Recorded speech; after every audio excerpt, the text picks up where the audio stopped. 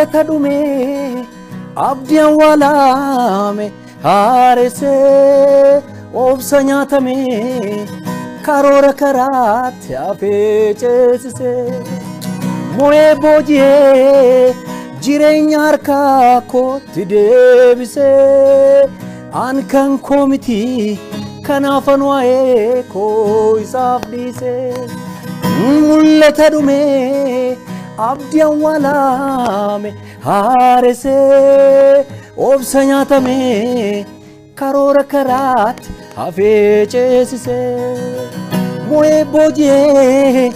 jireenya harkaa kootti deebisee an kan koo miti kanaafan waa'ee koo isaaf dhiisee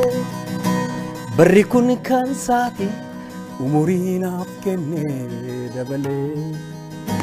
guyyichan yaadadha iji sammuu kootii ni arga malee barri kun kan saati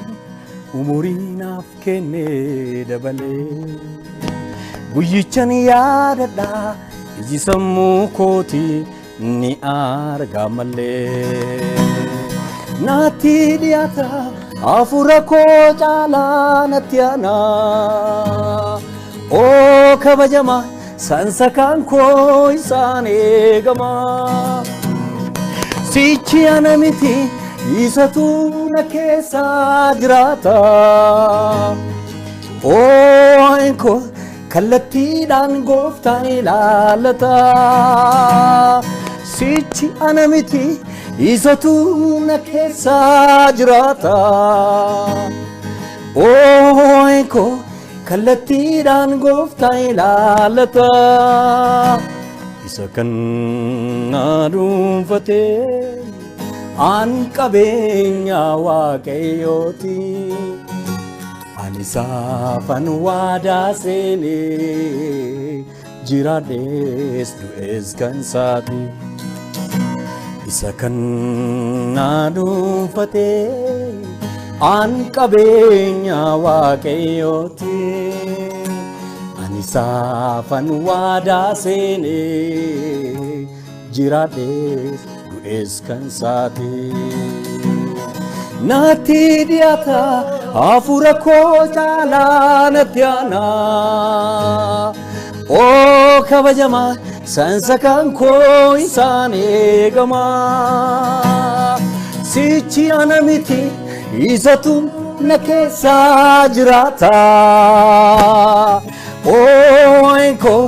kallattiidhaan gooftaan ilaallata sichi ana miti isatu na keessa jiraata oo anko kallattiidhaan gooftaan ilaallata isa kan na dhuunfatee an qabeenya waaqayyooti ani saafan waadaa seenee jiraadhees du'ees kan saati isa kan na dhuunfatee an qabeenya waaqayyooti ani saafan waadaa seenee jiraadhees du'ees kan saati naatti dhiyaata hafuura koo caalaa natti aanaa oo kabajama sansakaan koo isaan eegama naatti dhiyaata hafuura koo caalaa natti aanaa oo kabajama sansakaan koo isaan eegama sichi ana miti isatu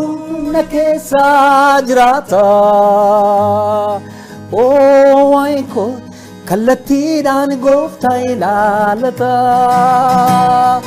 sichi ana miti isatu na keessa jiraata oo anko kallattiidhaan gooftaan ilaallata